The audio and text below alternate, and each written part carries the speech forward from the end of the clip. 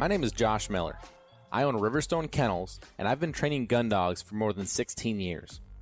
I have field trialed, I've hunt tested, but at the end of the day, I'm a duck hunter. You might find that the duck in our Duck Dogs podcast is spelled uniquely. The UK stands for my British Labs. I love my British Labs. I love what they offer me, both as a part of my family and the high motor in the field. As you're going to find, I have some pretty special dogs. Follow along in our podcast series here as we talk about both in the field hunting and in the field training situations that will hopefully help you progress with your dog at home.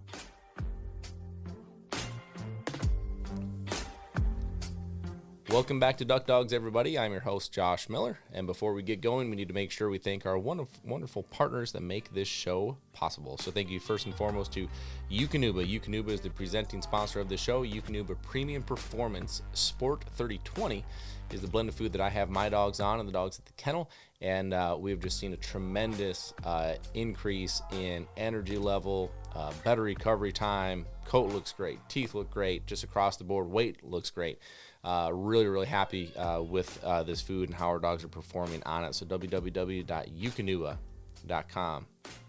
Also, thank you to Lucky Duck. Lucky Duck is your 5-star crash test rated both in the intermediate and in the large, and now in the new medium size. So no matter how big or small your hunting partner is, you can be sure that they are traveling as safe as they possibly can. www.luckyduck.com. Also, thank you to Kent Cartridge. Kent is our shotgun shell of choice as we hit the field and as we travel here down south here next week. Kent Bismuth is my go-to. I love that bismuth round. www.kentcartridge.com. Make sure to stock up so that you're not the guy that's on a trip or heading to the trip and stopping at every store trying to find shells. Thank you to Sitka Gear. Sitka Gear is your go-to option for outdoor clothing as you hit the field. As we get into the woods here in Arkansas, or kind of coming off the the time in the march or in the time in the field in the Dakotas and in the Midwest here as we travel down south. Sitka Gear has the gear that is going to keep you in the field more comfortable for longer. So www.sitkagear.com. Also, thank you to Gun Dog Supply. Gun Dog Supply is your one-stop shop for all of your hunting and training needs for your four-legged hunting partners. So, as you head into the season here, whether it's blinds, whether it's vests, whether it's collars, whether it's what have you, make sure that you go stock up on a Gun Dog Supply. www.gundogsupply.com. Great product selection, great people. I just cannot say enough great things about them. Gun Dog Grind. Thank you to Gun Dog Grind, our go-to coffee. Drink plenty of coffee in the field too. I feel like I'm saying in the field a lot, but it is that time of year. Great tasting coffee. I've not had anyone yet taste this coffee and go, oh my God, and not say, oh my gosh, this is the best coffee I've ever had. And as a Duck Dogs listener, if you put in the code DuckDogs, DUKDOGS, you are going to get a discount off of your order. So www.gundoggrind.com. And last but not least, thank you to Retriever Roadmap. Retriever Roadmap is your premium option for training your own dog at home with a video-based library, great community of people, training groups that you can get with and elevate your dog to the next level, www.retrieverroadmap.com, and using the code DD for Duck Dogs, DD100, gets you $100 off your membership. I don't know why, but that felt like that took forever to get through those sponsors, which is great. We have so many great partners who want to be a part of this. But it is something that I want to give them each their due, right? Yeah. But I also don't want to spend 10 minutes. I'm still amazed, like, after listening to the podcast, like, before I started working here, and then now I'm here, you record this every single time. That's right. Like, I thought it was just a blanket. A lot of people don't know. My wife said something about that because she watched the Facebook Live. He does that off every time. He just redoes it. Yeah, every time. And it's not like, so all the stuff that I say, I know I kind of get in a rhythm of like what I say for each one of these, but like none of these guys canned anything of like, this is what we want you to say. This is just like a genuine feel of like, that's how I feel about this product. That's how I feel about this company. That's how I feel. So it is kind of funny, but you have no idea. Every time I do that, I'm like, why don't I just record this once and just plug it in? That, yeah. And I tried for a while. I tried to do like the Joe Rogan thing to where I would record each one of these and then Brett would just insert them somewhere in. Yeah. And it just didn't work right. Like it didn't I don't know how he makes it work, right? But we couldn't figure out how to make it work. Like I always felt like it like interrupted the flow, or like for a while there I tried to just think about it, right? So like as I switch topics, I'd like talk about 2, and I switch topics and talk about 2, and then like I get to the end, I'd be like, oh shoot, I forgot all of these, right? And the reality is that I know it may not be understood from a consumer or listener side of this, just because obviously listening to this podcast is free, but putting it on is not.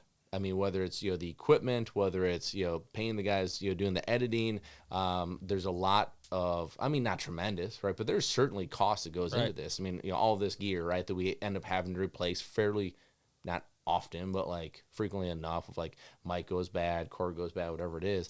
And so anyways, those sponsors are a big deal, for us, because like, although we're not looking to really make this a real revenue maker, we also I also don't want to be paying a ton out of pocket for it if I can help it. So those relationships are a big deal. So that's why I do want to make that a priority to spend that time. But anyway, kind of a little bit of a touch up or a recap here. North Dakota season for myself is done. For Eric is done. Mm-hmm. For Zach, maybe next weekend. I don't know. I doubt it. It's probably done for me too. I think this weekend's a weekend to be over there. I would. Well, shoot. I mean, you can't get any better as far as like. But they still don't have new birds, from what I hear. We have our good friend out there, and he's a client of ours, and I mean, he sends me videos all the time. I'm sure he sends them, to you. Yeah. I mean, it's still. He does think that they got a little push of birds, but it's not like what it should be. I mean, shoot, we're middle of November. Yeah. Yeah, my so I hunt primarily Minnesota. Mm-hmm. We only have 2 weekends left, and as of last week, the color on the mallards were getting a little bit better, but they're not here. And I waiting for them to come, and I have a feeling it's going to be a heck of a hunt in December when we're goose hunting, and we just can't knock them down. The mallards are pouring in. It always happens. Well, that's the problem, right? And so, like, I'm literally looking on the computer right now because I wanted to be sure, but Wisconsin waterfowl season, we're done in 5 days. Oh, you guys are done this weekend? Yeah. No, less than that even, right? Because the 19th, it says Northern Zone, September 21st to November 19th. And this is, okay. Holy smokes. This is my issue with it. My issue is, why are we not doing a split? Well, there's people listening here that argue this whole thing. When I grew up, we were hunting in December, always hunting in December, and they keep pushing us farther into September when I'm swatting mosquitoes, and and now what I grew up with in December hunting is just watching them now. So the Department of Natural Resources gets involved with this whole thing with the seasons, but it is a hot topic, and it always comes up every year at this time. I was talking to Ben Commodore a couple weeks ago, and he was still saying they were waiting on birds in his South Lodge, waiting for birds to come down. Yeah. I mean, if he's still waiting for him, we got a ways to go. Now, obviously, that can change very quickly with Mother Nature. Right. This was a couple weeks ago. So here's like a thought that I have on this. So I have lived in Wisconsin the majority of my life. Eric, you've lived in Minnesota whole life, right? Zach, you don't count in this because you're from Southern Missouri. Do you believe the weather has changed over the years? Every year is a different year, but yes, it has changed in my opinion, just based on like last year, we didn't have any snow here. Yeah. I mean, most of you guys know I coach high school sports. We were outside in March starting our baseball season, and in the Midwest here, we are barely able to get there in April. Mm-hmm. I shoveled my driveway one time last winter. I mean, like, rifle season for whitetail was a big deal for my family as we were growing up. And I very rarely remember any time that there wasn't snow on the ground. Mm-hmm. And, this year, I mean, I'll look at it, just to be sure, but I think we can see it in the 10-day forecast. Rifle season's next Saturday? Yeah. And we're supposed to get in the 30s here this next weekend. Right. 41 is a high, 37 on, but like, we're talking 50s all week. Correct. Talking rain. Mm-hmm. There's no snow in the forecast. My thing is, if you like, the three of us have the luxury of being able to travel and hunt. Mm-hmm. Not everybody does. So if you are stuck to being local, it's a big deal. Why would you be a duck hunter in Wisconsin? I hear you. I mean, up until this last 5 years that I've got to meet you, I've not been able to get farther south, just in the schedule. So, like, I'm always pressed for time. I feel like I'm pressed for time. I was talking to Zach about this, like I got to get out this weekend. I only have 2 Saturdays left of what I love to do. And for most people, this is it. Yeah, and if you're hunting the same stale birds you hunted opening weekend, your success rate just isn't there. And so there was a discussion that I actually watched. I wasn't there at it, but it was like I could find it online. It's like a stream thing. And it was had something to do with the Wisconsin DNR and basically a roundtable of like talking about like, should we change waterfowl season dates? And to me, like, what I've been told is they don't want to do it because they want it to be done before rifle season because that's their moneymaker. They need all hands on deck.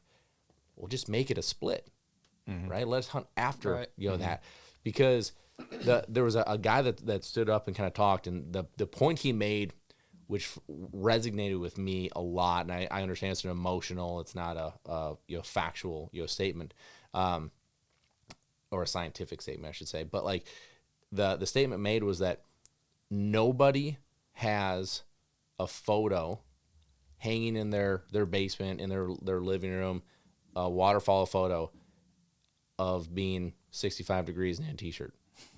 I know. Right? Like it's the winter, it's snow, it's sideways wind. It's like that's, especially for those of us up here. And that, like, I don't know why that hit me so hard, but I'm like, yeah, that's it. Right. And like my son and my daughter, I don't know if they would ever get to experience that if we just stayed right here based on how these last years, like, I mean, I'm not a climate change guy of like, we're going to sit here and get political and talk about that. But I mean, I truly believe that our winters have been different these last few years. I think it was 3 years ago. I left, my birthday is December 14th. And I left to go to Arkansas. And I remember pulling out, and we had just gotten a snow, and there was probably 2,000 mallards in the field right at the kennel. I'm like, why am I going south? Well, of course, because we don't have a season here yet, but they just showed up, right?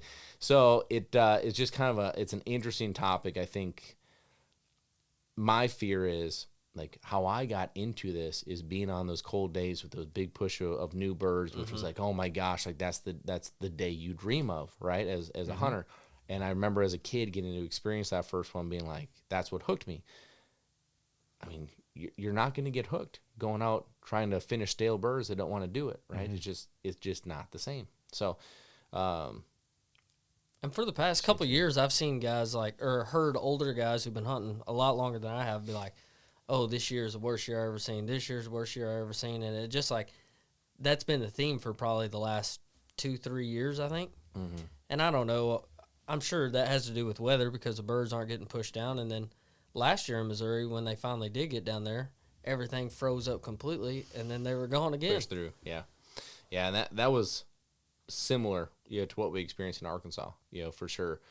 But the nice thing about Arkansas is we always seem to have birds around. Now, are they fresh birds? No, like it is a significant. If you've waterfowled for any amount of time, you know that there's a significant difference between stale birds and new birds. It is a completely different hunt. It's a different ball game. It's everything. And so, I don't know. I mean, it's just wild to me that Wisconsin waterfowl season is going to end. And, we're sitting, it's the 14th, so 15, 16, 17, 18. And on that day, it's going to be 55 degrees and raining. I mean, that's nuts. That's nuts to me. Our good friend here, and for those who are listening to this, we're Facebook Live here with our Retriever Roadmap members, so we got some live comments coming through. Our good friend Ben Commodore says they had snow geese still in the middle of January last year, and today it's 65 degrees there and sunny right now. That's nuts. That's crazy. 65 degrees. And he's up Canada. in Alberta. That's crazy. I mean, that mule deer that I carried in here, that you guys saw, I got him out back. So I'd killed a nice mule deer last year with my bow up in Alberta, and they had a big storm at that time. And I want to say, I can't remember exactly when that was, but I want to say Ben and I were having a similar conversation about that. If I can go back and find it, what day that was, because I think it's on my favorites right there that day. So it was, October 27th. So October 27th, so it's, end of October, they finally got, their first snow, and it's not like we're on the border, we're pretty good ways south or pretty good ways north, so it's different. And, the question that I have is, with waterfowl being, they're imprinted animals, right? Like, is that going to change migration patterns? Is that going to make it to where, do they start short stopping Arkansas altogether? Yeah. If they don't have to go south. Didn't they do that last year? Did they go back and forth a couple times last year? Or they didn't get all the way to Arkansas? Oh, I'm sure some. Ping pong, yeah. Well, but we froze out, right? So, like, we did get that freeze push, and they ended up. The nice thing about Arkansas is that since we go through the end of January, I mean, unless everything stays so incredibly mild all year, which I know it was mild, but it's not like it didn't freeze, right? Once it freezes, they don't have a choice. So it's really interesting to me. Ben would be a great person to have in on this conversation because he's out there every day. Mm-hmm. He sees it. It is just interesting to see. Like, there's going to have to be changes at some point. Yeah. One way or another. I mean, you saw, Zach can contest this, that one day it was snowing at the kennel. Mm-hmm. You see my eyes light up. Mm-hmm. I said, well, we got to be out. I mean, that's snowing, cold, especially if you can get in some water, everything else is frozen. But that's what I grew up doing. Feet frozen, that's when the greenheads just start coming in. Okay, correct me if I'm wrong here. So when I think about them moving south, like migrating and stuff, it's really the snow that pushes them more than the cold weather? Like covering up the food? Here's my understanding. Okay. My understanding is water. If they freeze up, they got to go. Mm-hmm. Right? It's more that than anything. Right. I'm sure that there's, I'm certainly not a biologist, right? I'm just a hunter. So I don't know all the ins and outs of it, but I do know when it freezes up, they don't have a choice. Right. They got to go. But weather, right? Just weather in general is going to push them. And, it would be interesting to have somebody who was actually scientifically knowledgeable on this. Again, Ben's probably a great person for this. Yeah, I can tell you, he has something here. I'm going to read it. I wish we could just call him and bring him in on this. He says, my theory is I'm not a biologist, but these new young ducks are learning they don't need to migrate because they aren't getting weather here. More and more birds are held up. And I saw a photo yesterday of guys killing specks in north central Saskatchewan, which is insane, he said. But he also says snow does move them too, some a little bit. But I mean, like I just think like as long as there's rivers open or places where they can roost, right? Then as long as they still can get to their food, they have no real reason to leave, right? Well, and I think that's what Ben's saying right there, right? Like and that's what I mean. Like these ducks are. They are imprinted, right? So they go and they understand, like, this is my travel route. That's why a bird can go from up North Canada and make it all the way to Arkansas and then back to the same place that he came from and back down. Like, if you really think about it, that's unbelievably incredible, right? And so if those, like, I think what Ben's saying here is if those young birds don't have to migrate, well, they wouldn't even know that Arkansas exists or Louisiana exists or like Texas exists, right? You know what I mean? Like, I always say Arkansas just because, well, you want me to call him? Yeah, he says call him. Call him up. Let me see if I can call him. I think that'd be interesting. We're already on a topic.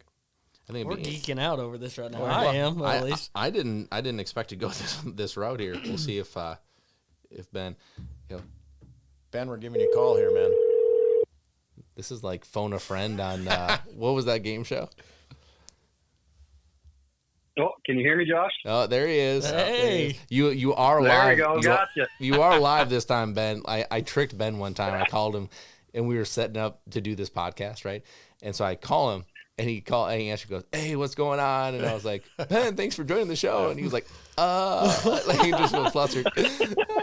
So, and then we had a big laugh about it. So, Ben, clue us in on what your thoughts on this are, because you just come from such a unique perspective, being you're north of the border. You see this literally every single day. Your livelihood depends on this. And I know we're all speaking from a non-scientific, biology degree, kind of an approach on this, right? Like, we're hunters, but I think it's really interesting to see, to hear what you're seeing, and then I can kind of try and match that up with what I see down south this year. But give us your perspective on this. Well, and yeah, I'm glad you said that, because this is just a very anecdotal, as you've been saying. I'd love to have a biologist on here to we'd all geek out over that, but what I'm seeing is we got a little bit of weather middle of October when I rotated to the south camp. We're still shooting the same ducks. And the reason I know that is 3 weeks ago, we shot a pintail that was banded in Barrow, Alaska. And we shot one that was 8 or 9 numbers off just on Tuesday. Right from the same place, same banding location. We're shooting the exact same ducks. So I'm dealing with they get up, they spin, they go back to water, the stale stuff. But on top of that, all my water's open. There is not one body of water, not one sheet water, not anything that isn't open currently. And it's, I made the comment to my clients on Monday afternoon when I took them out. We hunted a sheet water pond that was ankle deep. And I'm like, the fact that this is still open in November is crazy to me. And yeah, I really do think it's just, we're not getting cold. The cold kind of for me, creates urgency in the duck to go feed, because they're burning calories at night to stay warm and fighting wind, water, keeping water open, whatever. They don't need to do that. We're not getting any inclement weather that's causing them to burn any calories. And on top of that, what's happened up here this year anyways, and I can speak to both Saskatchewan and Alberta just from my conversations with other outfitters up here. Harvest is between hailstorms and pea. Like, we've got pea fields that are as green as grass right now, that it's full volunteer regrowth. We have harvest was done in a lot of areas middle of September. There are so much regrowth and plenty of options for these birds that it's like, even trying to pattern a snow goose, which at the best of times is crazy to do.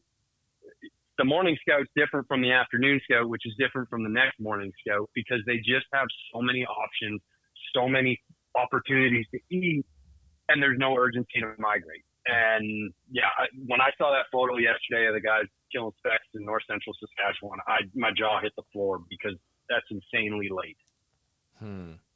What are you seeing as far as when you look at the last couple of years? Are you seeing this trending a certain way? Is this unique to this season for you, or how do you see that?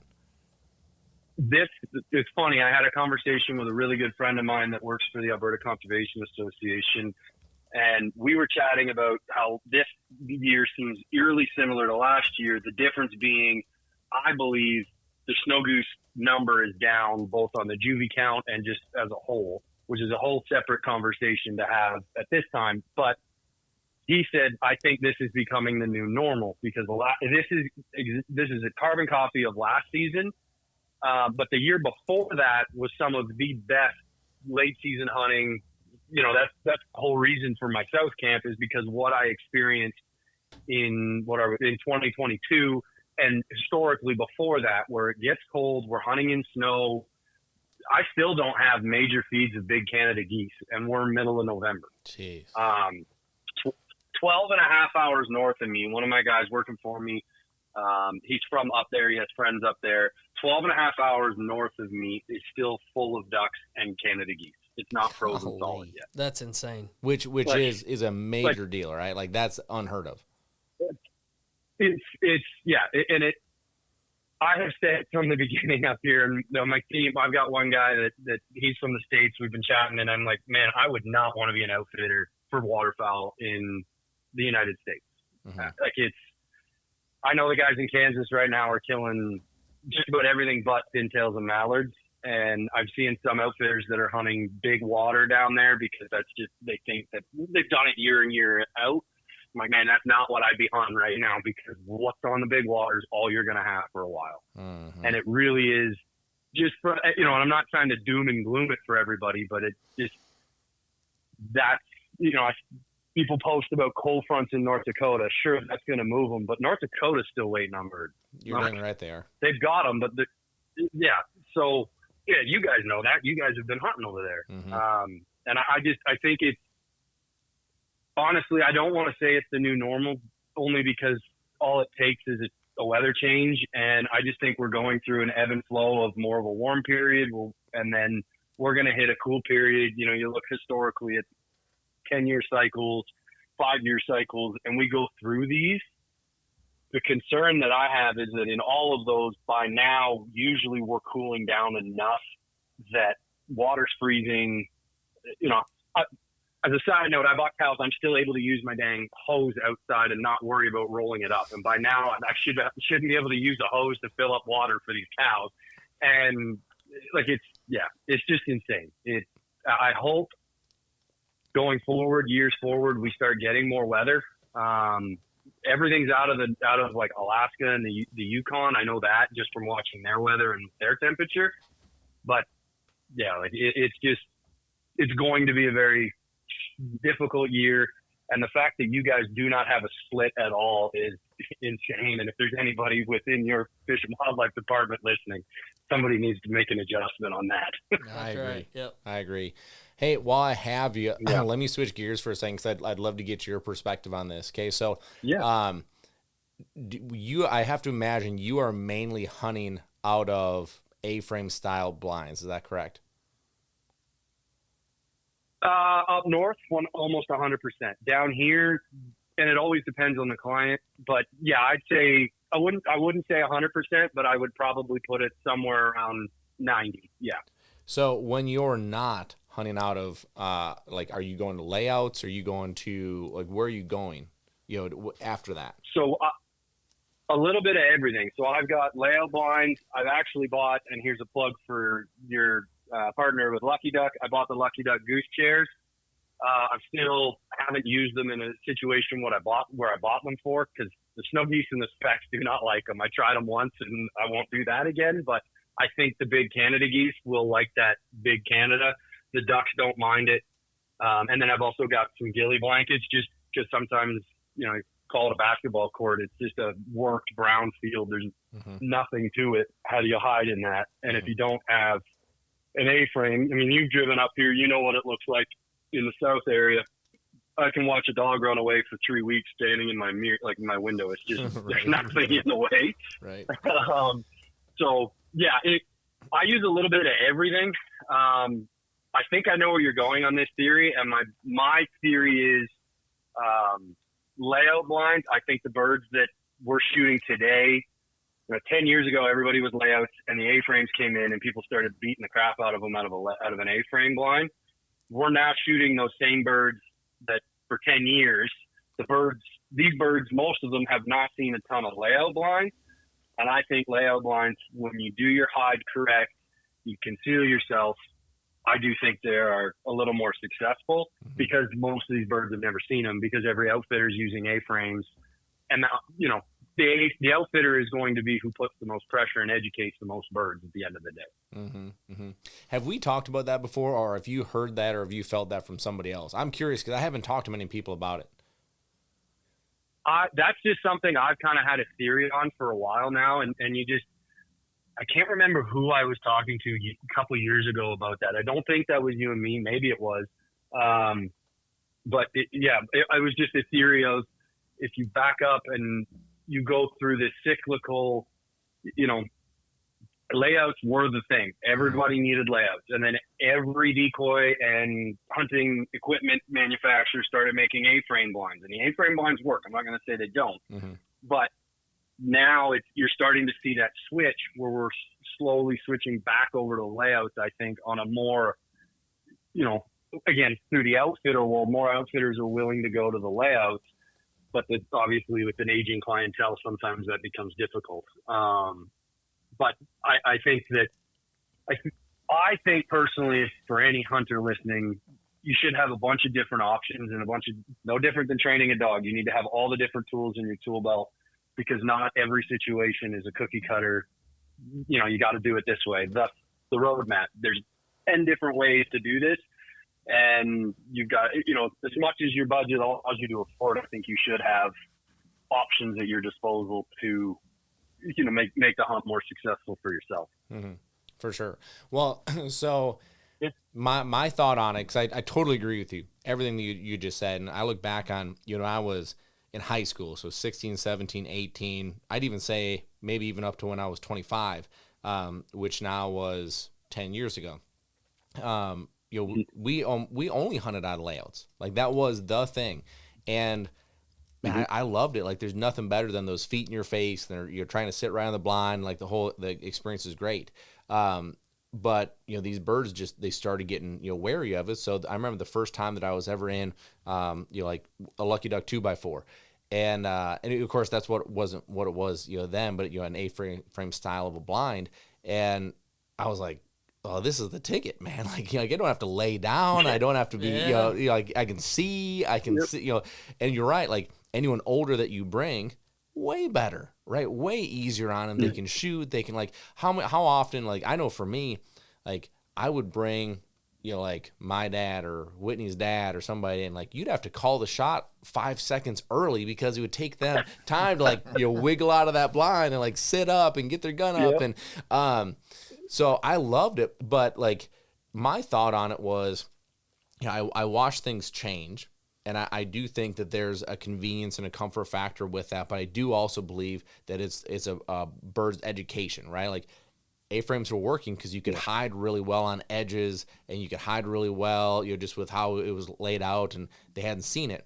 Well, you know, from my research of what I've seen, like, of course, you know, ducks can live, you know, a long time.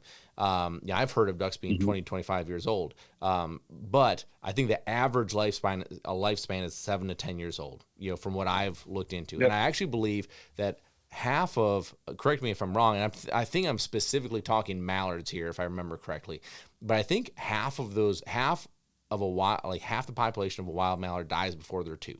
But then, like, they're talking, like, from the birds that live on from there, the average lifespan is 7 to 10 years, right? So thinking about, like, from an educational standpoint, okay, so if 10 years ago, roughly, we had this switch to start using these A-frame style blinds, and certainly for the last 5 years, the vast majority of people out there, in your point, Ben, outfitters, you know, especially, have almost exclusively went to this. Like, no, yeah, we've educated them, right? Like, we've taught. So, like, for us, we had those stale birds in North Dakota, and we had a feed of, it was certainly over 5,000. Like, my guess was 7, but, you know, to me, I'm not the keen eye that you are, Ben, doing this every day. Once you get over, you know, a few thousand, it's just a wow factor anyway. You know, it's just like, I'm guessing at this point. But it was a lot. Yeah, it's enough. Yeah, that's right. It's enough to make it worthwhile. But man, like, you know, we got out there the one day, and it was the stale birds you're talking about. Like, you know, they hang at 100, they sit up high, they you know, sit and spin, and they'll work, but they're not going to do it. And eventually they'll, you know, move on. Yep. They'll go land 300 yards, 400 yards on the field. Like, it's super frustrating. Well, the next day we didn't have a better option. And we watched where these birds were sitting out on that field that night. So we went in, different approach, went layouts. And it was like, I'm not saying that they were all just like, oh, game on, and you know, feet down and doing it. But I mean, you know, we shot our birds where we didn't the day before. And so there was definitely a different interaction. And I know for a fact those were the same birds because it was the next day. And so it was just interesting to me. And I do think that we've educated these birds into, you know, what to look for, what they're seeing. I mean, yeah, I think spinners are, you know, can either be your absolute best friend or absolute worst nightmare just because of an education standpoint, you know. I just think it's a cool topic, you know, especially to have someone like you on here, Ben, because this is what you're living. You see it every day. And I mean, you know, on the route of the spinner thing, you know, I've heard a lot of guys just with clients coming in talking about how, or you know, young guys or whatever with the Arkansas on public has allowed spinners, and they think that that's going to you're going to kill way more ducks. And you probably will kill more ducks to it, But just keep in mind that those ducks have seen spinners all the way down. And like, I just think that the spinners work and they do help. There are days where I wonder, and some days I'll click it off and they'll still finish. They'll still decoy. Same thing with a goose, like on the other side of it. And they're a tool. They are a tool. Up here, the general saying is throw out a bunch of goose decoys and then your duck decoys are your spinners. I actually wish this year, just to try it, I really do wish this year that I had some duck full bodies just to put out on a straight duck shoot and see, because I just have never had them because the default has always been set your goose decoys with your spinners. But I'd just be curious this year, especially how that would work, if it would change anything or do anything different. But one thing, like, I'd encourage you guys and anybody listening, especially if you're in a dry field, I've been doing some afternoon hunting on ducks and check their crop and see if they've even eaten. We, 10:30 in the morning of last week, we shot a mallard. We were hunting a little piece of small water.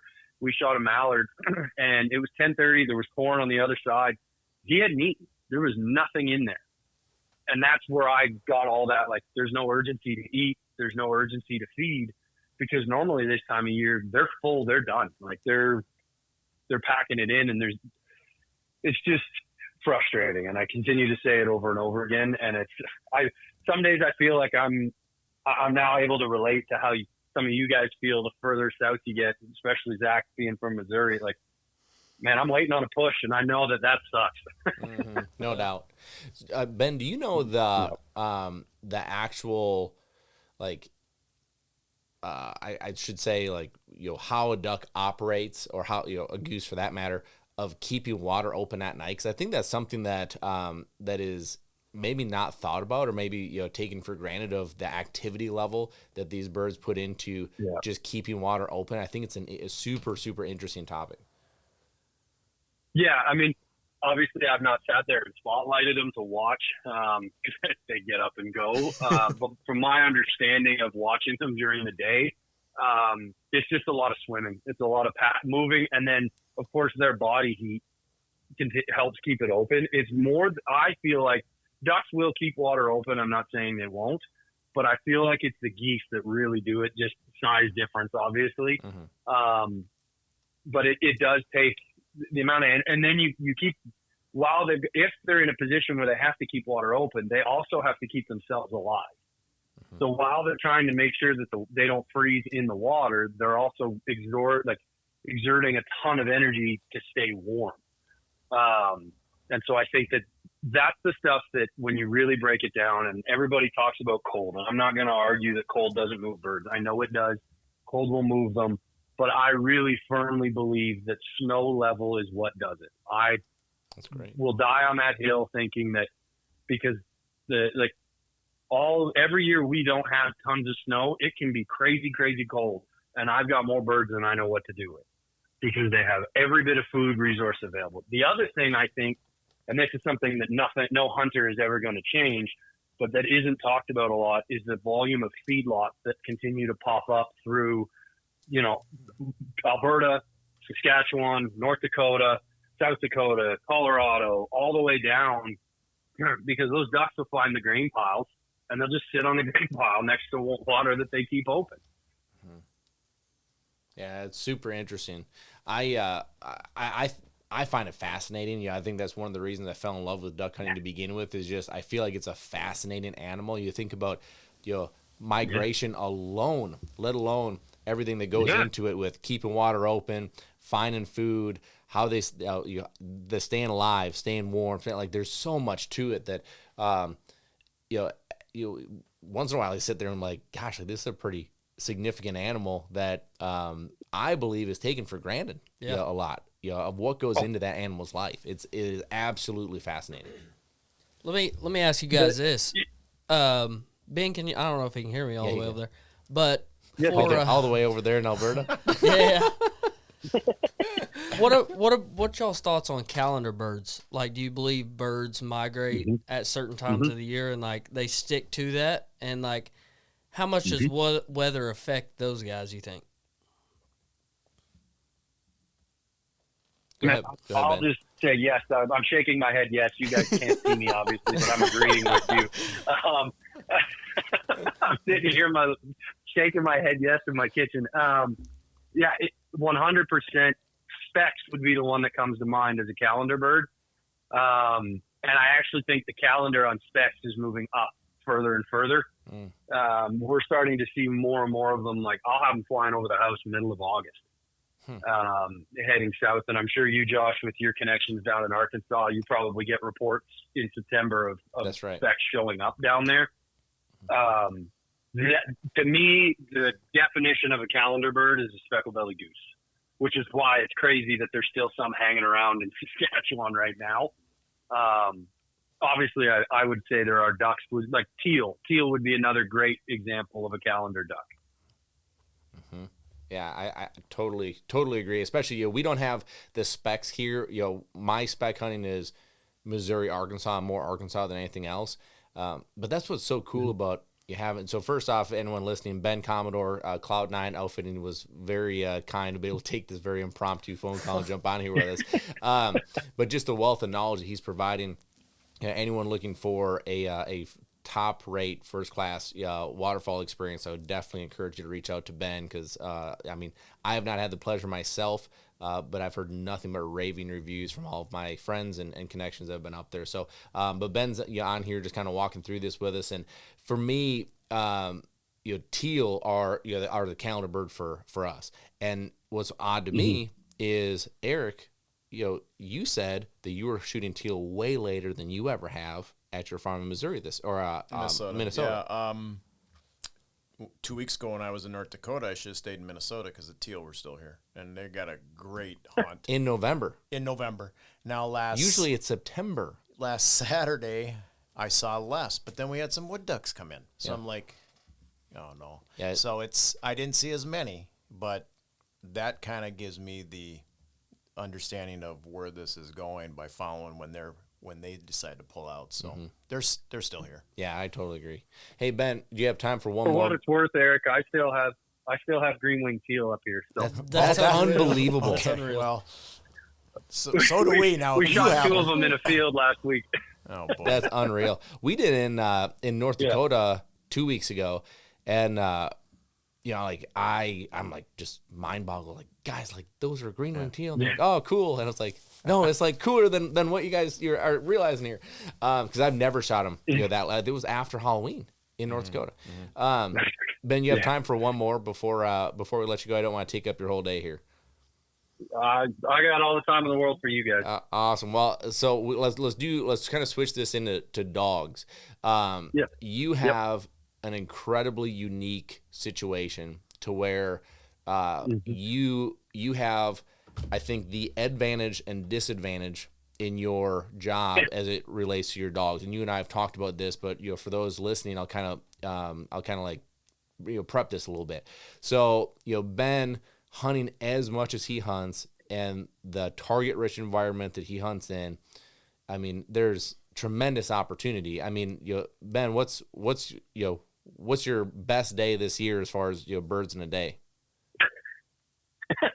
Well, I had 12. He doesn't want to say. Obviously the volume. no, I'll tell you.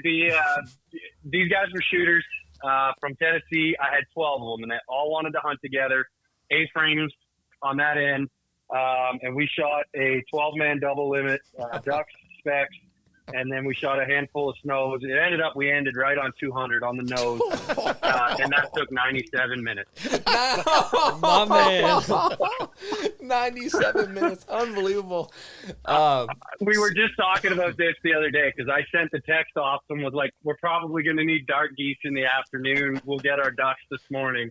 And then like 3 or 4 minutes later, I'm like, never mind, we should get our dark geese because we had one group come in and you have to have shooters to do that. Like, I preface that to everybody. I had a group come in, 12 shooters, and I think there was 20 or 25 geese, and they dumped 15. And I'm like, okay, yeah, we'll be done today. Yeah, right. Is that the video you sent me, Ben? Like the pile video you sent me it was probably earlier in the year. Yeah, that was in September. Yeah, that would be that one. It was, and those, yeah. Those guys had like a big Canada flag. They ended up taking that flag home, and yeah, they texted me the other day like we're waiting on dates because they want to base everything or try to base as much of it as they can around the volunteer schedule. Oh gosh, so they can be home to watch Tennessee football. Anyways, so they're like, we're coming back. It's going to be somewhere in this range. I just need to know when. That's a classic SEC fan. I'm going to plan the entire rest of my life around football. Okay, so with that being said, and you're hunting how many days in a season? When I'm done this year, it will have been 97 or something like that. Good grief. Okay, so let's look at that. Okay, so you're the opportunity as you see on a daily basis is certainly there. Mm-hmm. The number of days as far as repetition and opportunities to go out is certainly there. I think anyone from a dog owner perspective would be incredibly jealous of this, right? Because they look at this being like, gosh, like I get to go. The reality, right? And we see it, in our business is the reality is the average client of ours probably gets out 4 to 6 times a year, right? It's just the truth of it. So there's a lot there. But on the flip side, there are a lot of things that I would say are disadvantages to the situation you're in. And you and I have talked through a number of these this year. But like one of them that really sticks out to me is that, especially for a young dog, that you're wanting to go and experience all of this and be in the moment. There's a couple things. So one, you have to run the show, right? So you have to make sure everyone's safe. You and I have talked about that, guiding myself, we always talk about that. Your job more than anything else is to see a situation before it happens and stop it before it happens. And the number of times that happens, and at the end of the day, no client would know the wiser, but you potentially stopped a catastrophe, from happening.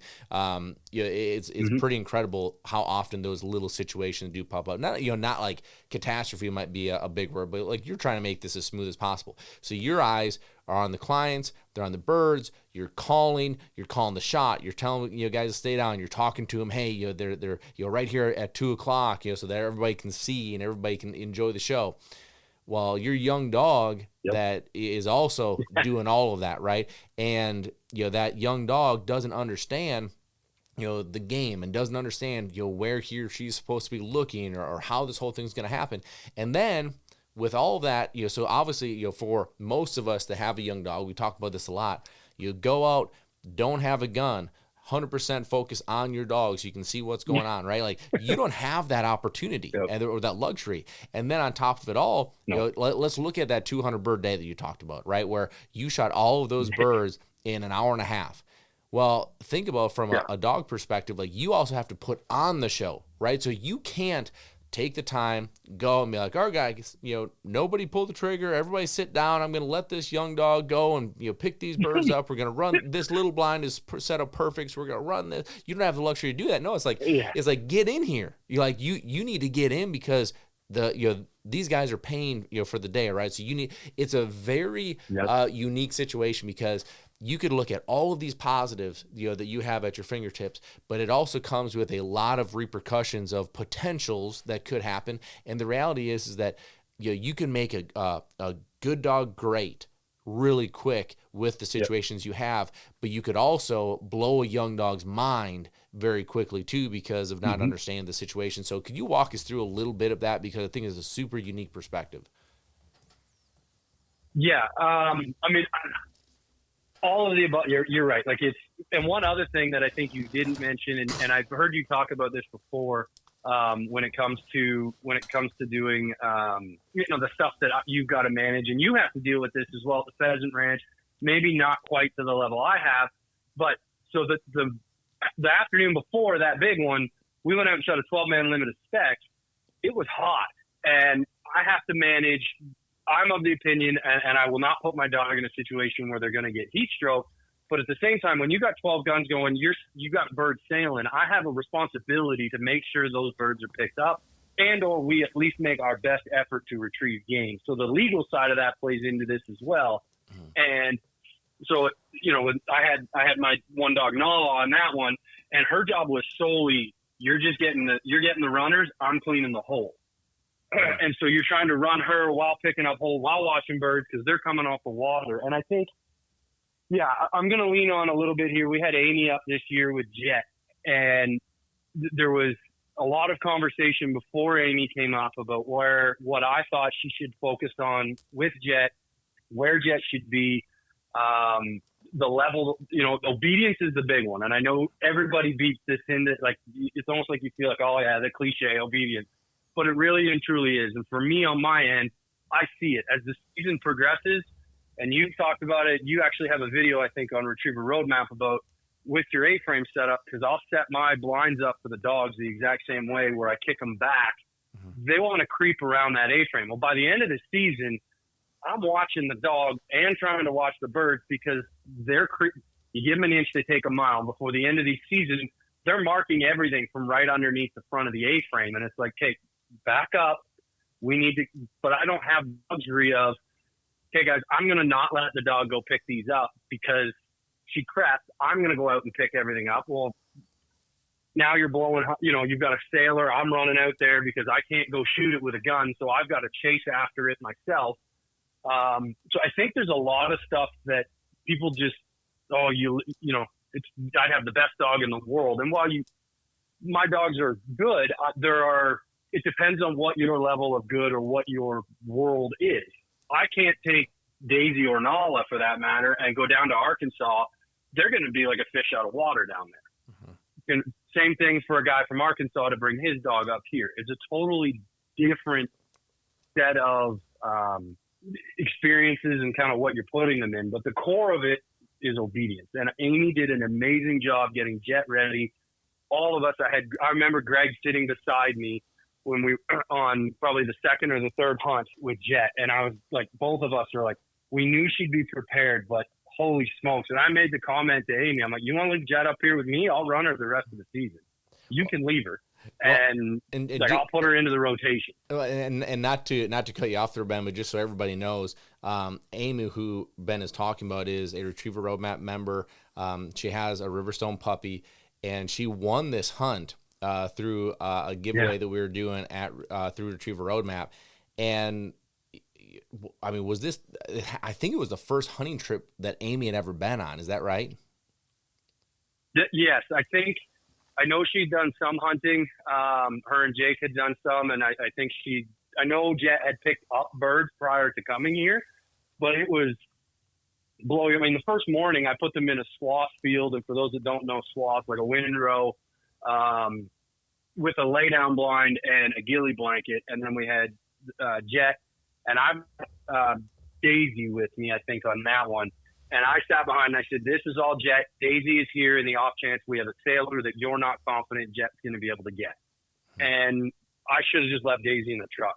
It was like, you wouldn't have known that Jet hadn't have been there before. But I also know the level of the attention to detail and the amount of work that Amy put into Jet to get her to that point. Mm-hmm. If she had to just a couple days a week, go throw some marks, sit, heel, and not been intentional and asking me, hey, what do I need to focus on? And I'm like, get her ready for, you're hunting out of a Momar. You may be laying down. We may be sitting in an A-frame. There's going to be sailors. One thing I do a lot of in the summer, inline marking. She's going to have to run past old falls. Ducks, in my opinion, ducks are trickier than geese, just sheer size, and a duck will bury into like a swath in that situation.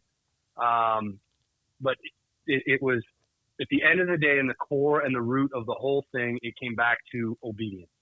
And Jet was like, it was there. And I think that's what people need to focus on. I'm not sure if that's the direction you wanted me to go when you asked that question, but that to me, Amy was the best example. And then conversely, we had Blaze up there as well, who was a very experienced dog.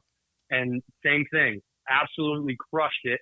Because Greg hung around and ended up hunting for an extra few days with my next group that came in, and I just let him run Blaze the entire time. And same thing, it was calm, quiet, under control, steady, which allowed it allowed the dog to process. It allowed the dog to understand what they were doing.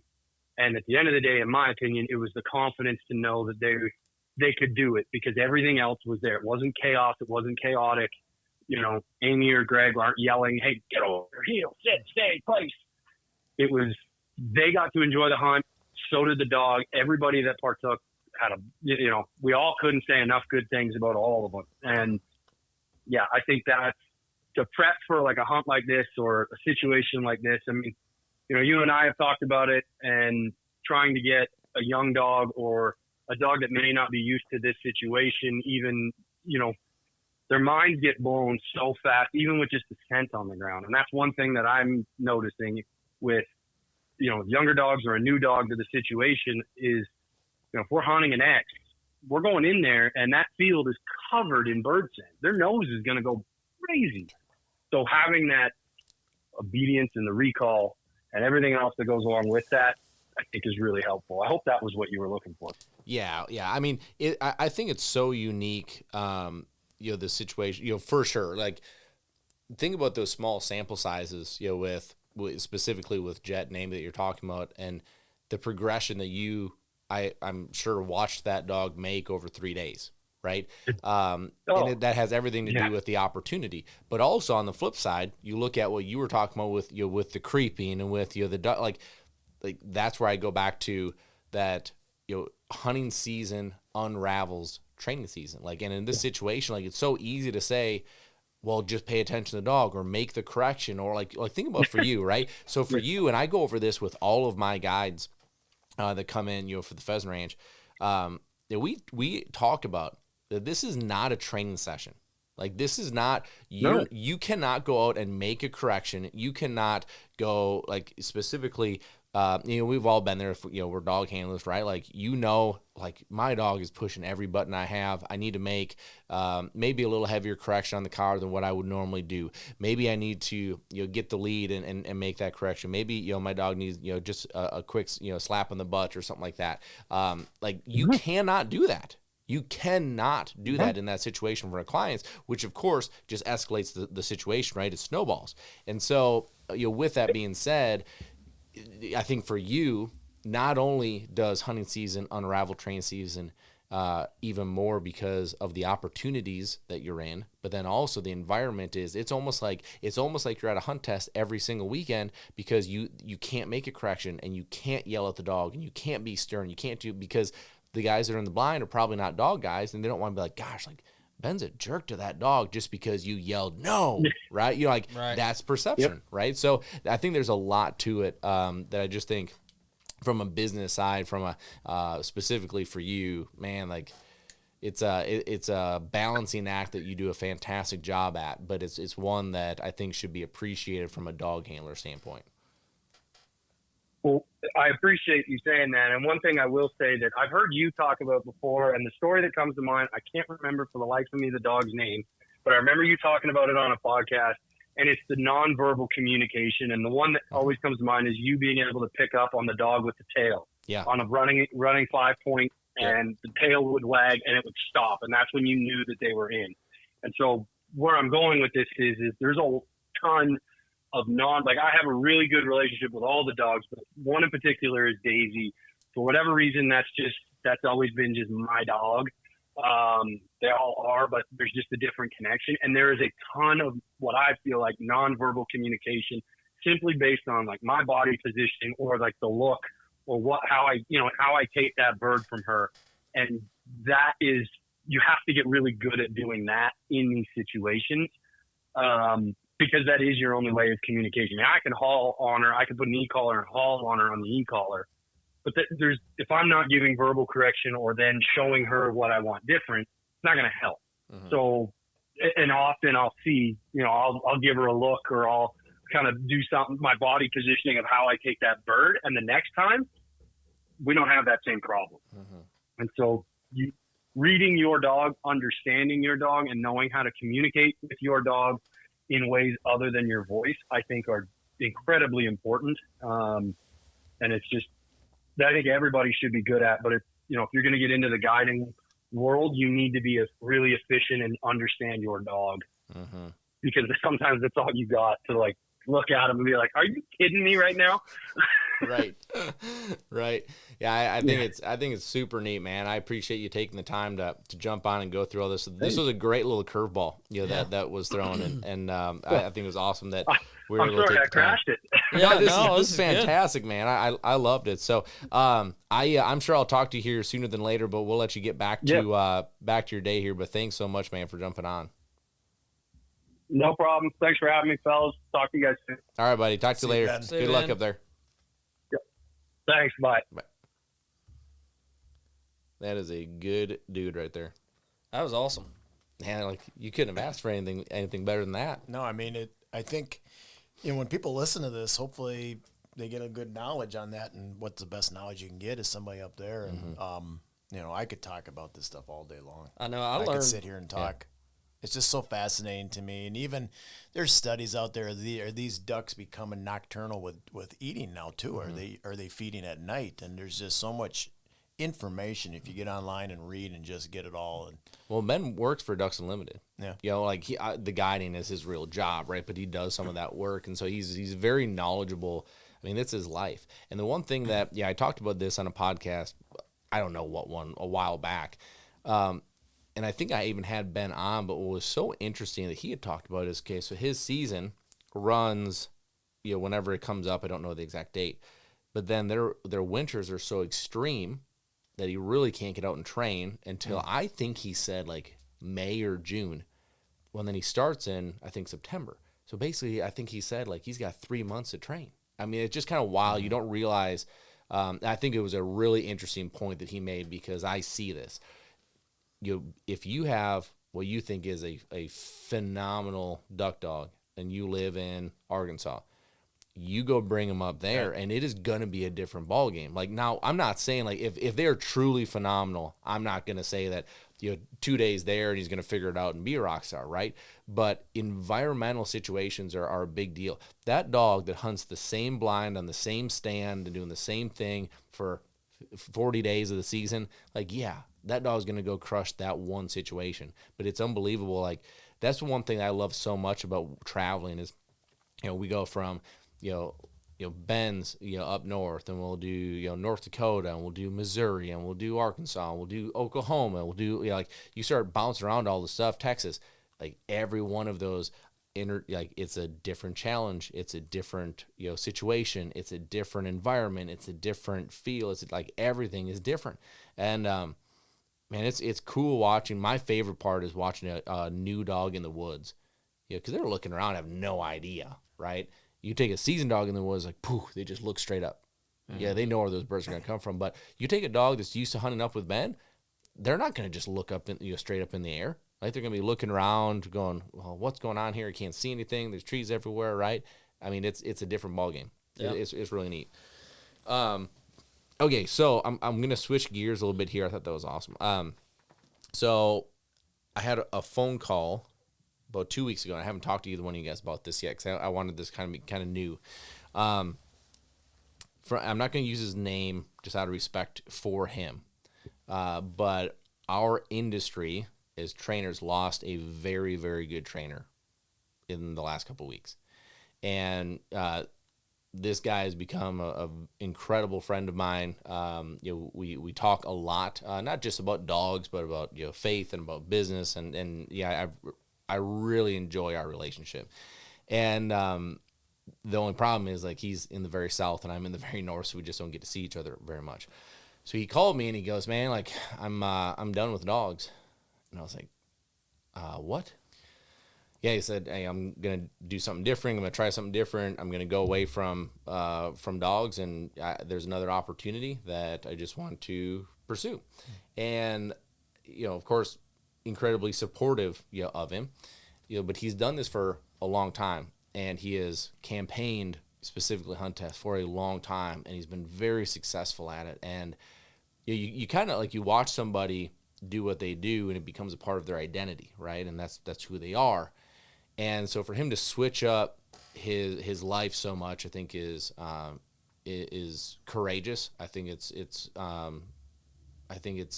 be scary, for all of us, right? But I started really talking to him about, like, the why behind it. And man, like it just, I know that this looks like a very glamorous job outside, looking in. But man, it really does take a toll on some people after a while. And the number one thing I found this so interesting, I was like, dude, like, and I just came out and said it. I was like, is what made this happen? What burnt you out? Was it the testing? And he's like 100% without a doubt. Like that's what killed it for me. It's like the rest of it was the best job in the world. Like get to be with the dogs, get to I start early. I can get going early. I can spend time with the clients. I can do all that stuff. But he's like, man, like the lifestyle, it just wasn't gonna work anymore.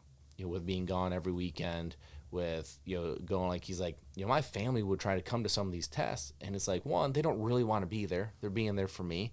There's nothing for them to do. I've got 2 young kids. Like it didn't work. And he's like, honestly, like I got to a point I was sick of being on the road all the time. And it's just so interesting because, man, like I made, you guys know this in this room, I made a conscious decision to not do that. I don't know when it was. Yeah, I'm looking at the bunch of ribbons sitting right there. But probably 3-4 years ago. It was whenever Ava came. So Ava's 5. So 5 years ago. I made the conscious decision to go away, from, not saying that I won't do a test here and there, but like I'm not doing the every weekend thing. And I almost said his name. My friend, he went at a way harder level than I did. Like he was prepping for the Grand all the time. He was prepping for Master National all the time. Like he was going like that was a big part of his income, was doing all that stuff. So he went way harder, than I did. And he, like, I was told by Ronnie Smith a long time ago, and this is when I was field trialing pointers, and I was like, I was loving it, and you just get wrapped up into it. Like you were gone every single weekend. And he, like, I was talking about it. I was excited about it. I think I saw him at Pheasant Fest. I was excited about it. I was telling him, all my accomplishments. This is a guy I learned a lot from, right? So I'm trying to make him proud of me. I remember him kind of like grabbing my arm and being like, do not turn into one of these guys because it will burn you down in the end. And I was like, what do you mean? He's like, these guys that get wrapped up into that they need a ribbon, they need an accomplishment, they need all this stuff, and it consumes them. And he's like, why do you think so many dog trainers are divorced? Why do you think so many dog trainers are grouchy, or like you can't talk to them, you can't, like, he's like, it's a lifestyle, man. Like, and you have a lifestyle outside of it. Like, why do you have to do that? Why do you have to like go all weekend long just to come back and hit it again on Monday, to leave again on Friday and do it another weekend and do it again and do it again and do it again? He goes, it's not healthy. And so don't be one of those guys. And that it didn't hit me at the time, kind of in one ear out the other, but I'm telling you, when Ava was born, that's what changed it for me. And it's really what's sad about this to me is like we the three of us in this room, we've had to have the discussions of getting a dog in from a trainer that wasn't doing a good job, right? Like whether it was how they handled their business, the work they did with the dog or lack thereof. And we all talk about how frustrating that is, because you get to know the client, they're a good person, hard-earned money. It's frustrating that they had to go through that situation. You work your tail off to make it right for them. It's rewarding. But we rarely talk about the other side of it, of like the great people, right? Because like you take the good for granted, right? The bad is amplified and magnified. But man, like I'm telling you, this was one of the good guys. Like, would go to bat for him. He called me and said, hey, I'm in Kansas and had a flat tire. Like, I'd be on the road. Like, he's that guy.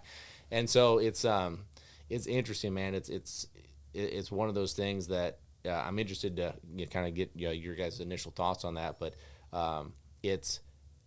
and I'm not at all preaching don't do it. Like, we have great friends of ours, Rich, that we talked about, is the secretary for Land O'Lakes, Retriever Club, that we donate to, try to support their tests as much as we can. Like I think it's great, but I also think that this is the toll that is not seen, that is taken over time. And so it's an interesting thing to to kind of take and maybe learn from and make adjustments as necessary. But I'm telling you, like we lost a really good one in our space. Sucks. Yeah, that's unfortunate. The burnout I can see. We did a podcast a while ago about I think did a hunt test here one summer, and you know what, took up the whole day, took up the weekend, and what is our main focus by doing that? Are we validating ourselves? Does a ribbon show that your dog knows what it's doing? But it's a lot of work, and that's just the weekends where these guys are doing this. I mean, this is not including the 8 to 10 to 12-hour days that I'm finding out, which I love doing. I mean, we've had this at the kennel where you've told me to go home. We've been here for 12 hours. 12 It's a hours. lifestyle for sure. And no, we're not done. We got to get You no. guys have really felt it. These Yeah, these I mean, last this is couple not. months. I mean, you got to get your stuff done. Then on top of that, you have a weight on your shoulders of dealing with clients' dogs. We need to produce a good dog, and on top of it, a lot of these guys are running these tests every weekend to perform. They're paying them to run these tests, and when you start adding family with that, and you start adding kids with that, and I can tell you, as you get older in life, I know this now, things become what you thought were important aren't as important. And when you're younger, it's easy to do those things, but as you get older, like, hey, I'm missing this out. I'm not going to miss my son's game, or I'm not, I haven't seen my wife for this many days, and what is, obviously it's a lifestyle, they got to make money, but at what point people are making decisions, so it's unfortunate he decided to do that, but I understand. You're right on the lifestyle piece of it, because I remember he and I used to send text messages to each other from the holding blinds every weekend, right? Like we just I think what we did for a while is like we'd like send a picture of like just the back of the blind and be like, same view as last weekend, same view as last weekend, same view as and like it was kind of a fun thing, for us, because we're so far apart, but we can still stay connected in what we're doing. And if he was running 10 dogs and I was running 10 dogs, we kind of go back and be like, 8 for 10, gotcha, 9 for 10, it really was a fun thing. But that was before either one of us had kids. That was before, it does change, right? So like, the three of us in this room are all at three very different phases. And, I think, Zach may take this conversation different than me, different than you, Eric. And, the reason I think it's valuable to talk about is like, I feel like there's so much judgment specifically on the outside looking in, right? As far as like, what someone sees as validation, because this is a very difficult career, and there's not a diploma, there's not a degree, there's nothing that says, you know what you're doing. You do not. And that's what drew me to test in the first place was, hey, I can go show it. I can go prove it. Like there was nothing more rewarding for me than when I would get comments from, walking off the line from a judge being like, man, this has been an absolute pleasure watching your dogs today. This has been, like those types of comments. To me, that was like my validation. Like I was really proud of that. But it just gets to a different point. And then for me, like, I wasn't rodeoing then either. Right. And so like, for me, the rodeo, like it's a hobby, right? Like when you're testing there, you're working, right? Like it is not a hobby. It is not fun not to say it's not fun, but it's not the time off. Like if I was an accountant running tests on the weekends, that's different, right? But that's not what I was doing. The rodeo stuff for me, what's fun is that my family does want to be there, and like my job, like from prep to my run to afterwards is, 2 hours. The rest of the time, we're at the fair and we're, having dinner and we're hanging in the stands together and we're going behind the buck and shoots and we're like doing all this stuff. Like that's fun to me and my family right now. And that's what I want to keep nurturing. And so it's just very different where you're back like where Zach is, man, like I was wanting to be at every freaking one of these that I possibly could. Right. Like I wanted to go be proving the name. I was grinding. I was, and so it's just different, but I don't know how to say this, like without it sounding corny, but it kind of hurt a little bit. Cause like you feel, I have full faith he's going to go be very successful in the next chapter. And I hope he's wildly successful, but from a I mean, he was one of the people that if I had a puppy client that was a long distance and wasn't going to bring him back to us, where would I go? Boom. So wasn't a question. Boom. Here. And now you don't have that anymore, at least not in his area. So it's too bad. It's interesting. I got a couple different thoughts on it. So, one, I think I heard a horse trainer on a video the other day talk about this, and he was talking about like burning out and working hard and doing all this stuff, and he was like, someone asked him, was like, you guys ever get up in the middle of the night and ride horses or whatever? And he's like, yeah, we have to. It's hot in Texas, whatever. We got to get up in the middle of the night and train the horses. And they're like, I can't believe you do that, whatever. And he was like, well, I have to look at these clients in the face and tell them I did everything I could to make sure this horse was as good as it could be. Mm-hmm. And that kind of resonated with me a little bit because I think about the excuse me, I think about the dog training side of stuff. Is like we look people in the face and we have to be honest with ourselves and be honest with them that we gave it everything we could. Mm-hmm. And so I think that's pretty cool little note there. And then another thing about him kind of getting burned out, I'm at a different stage in life where I'm trying to be the best I can be, learn as much as I can be, get as much exposure as I can be. So that's a different side of it.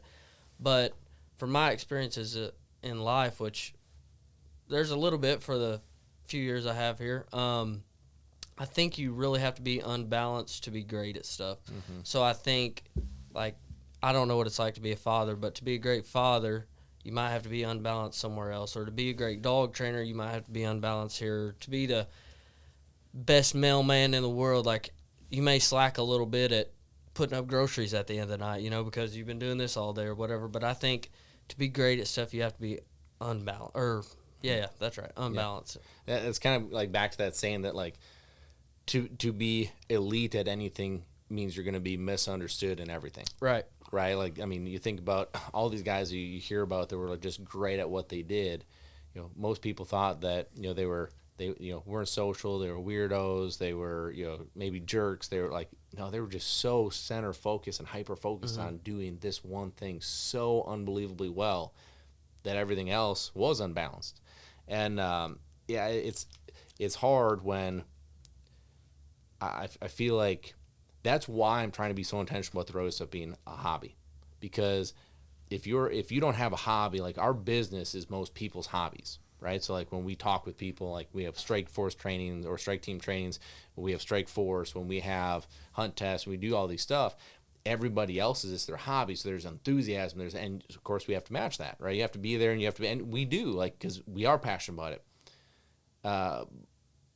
But this is the time for them to be off, right? And they can just enjoy. Like, you need to have your time to be off and go enjoy too. And so it's a really interesting thing. And there's certain times, like, I don't think about this often, but I do think about it when big things like this hit me. Mm-hmm. I never ever would have thought I would have got that call. And so it's interesting, for sure. Speaking of mindset, I had this thing happen this last week, which I thought was really interesting, and it relates a little bit to the dog side of it. So I was down in Missouri at our pheasant ranch and just deer hunting. And I love archery hunting. For me, it's one of those, like, releases, take a breath, be on your own, be present, especially down there with the hills. A lot of time I don't have cell service, which definitely helps, the disconnecting. And there was a guy down there that the guys at Indian Hill, who we run the pheasant ranch out of, I have my personal farm down there, but they have a bunch of farms that run deer hunts on. And there was a client there that they had that hit a deer way back, and they brought a drone in, which is a legal thing to do down there, a thermal drone. Put the thermal drone up, thermal drone, couldn't find anything. But I have seen those thermal drones work. It's unfreaking believable. Like, it's crazy. But that didn't work, so they brought the dog in. Dog was going to go do a track, and so for me being a dog guy, right, I got interested. I started asking this guy all these questions and thoughts. So one, it was really interesting. We get this question a lot, if we could train a tracking dog to track deer, especially being up here in Wisconsin. Deer hunting's a big deal. I get it. This guy's perspective was one that I have felt the same way for a long time, and he said the fact of the matter is a tracking dog needs to have live tracks. That's the only way you're going to get a tracking dog. So you're not going to send the dog off to a trainer and get this dog that's going to be like 100% for proficient at tracking. He said there's so many variables and so many things that go about it. Like think about how a dog, is going to, one, pick up this track and understand that it's tracking, this animal, and then two, it's going to crisscross all these different trails that all these other deer have been on since that deer was there, and then stay on that one track. And like there's just too much to it. He's like, you're not going to go pick this up at Cabela's and boom, you have a tracking dog. So it was interesting. I could go on and on about that part of it. But one thing that he said that I found like very powerful, that he didn't mean it this way, but I took it this way, was this individual had hit this deer back, like in the intestines back, not even guts. It sounded like way back. And so he's like, oh, like what do you think? What do you think? And so this guy, the tracker, he was very experienced at what he does, and he said that they literally that morning, because this was in the afternoon, that morning they were on a track with a deer, and they actually caught up to the deer, and the buck was literally nose to the ground, pushing a doe around a food plot, and had guts hanging out of its side. But if you didn't see that, the deer looked totally normal and healthy. And so what he said, he's like, we'll go back there in a day or two, and that deer will be dead. And I was like, man, that's incredible that animal, can be doing that when it's that hurt. And what he said was that because it's the rut, and their mind is so geared up that their mind doesn't allow their body to understand that it's dying. And I was like, and he meant it of like, oh, this animal is just like, this is what happens. And I was like, I'm like, yeah, man, like that right there, like think about how powerful your mind is, right? Like we say little things like if you can dream it, you can do it, right? Or if you put your mind to it, you can get there. Or if you can, like, to me, if that's not like a direct message of if you truly want to do something and you have the mind right, you'll get there. Yeah. Right. Like just like that's incredible that the animal's mind can have that kind of effect on the body and actually prolong the life because it won't allow it to understand that it's dying. That's wild to me. And That's that's deep. That's deep Right? when you said it and think about it. But how do you tap into that though? Right. Right? Like that's the $1 million question: is how can you tap into it and apply it to your life? Because that's the hardest part. But that's deep. So I thought about that, right? Because I think anybody's watching is like, well, yeah, like if I had that on my mind, I'd be motivated, right? Like I get that, but what I'm saying is like if you find like what's your purpose, right? Like that animal's purpose in life at that, especially in that moment, is breeding, right? That's its purpose, right? That's why it's so geeked out and so hyper focused and can't think about anything else, because that is my purpose in life, is to do this. That's where I just think, like, if you find your purpose, right? You find your why, like why you get up every day. You find your, like, this is what I pour into, and this is where I can make an impact. And like, yeah, I kind of go back to, I heard somebody talk about one time why so many people drag themselves out of bed every day, right? And it's because, like, it's just the monotony of the day. Like, they know what the day is going to bring. It's not anything special. They're going to go through it. They don't feel like they're making an impact. They don't feel like they have a purpose, so they drag out of bed. And the analogy was, you think about back in school when you were in elementary school. Well, you probably didn't want to get up. You probably didn't want to go to school.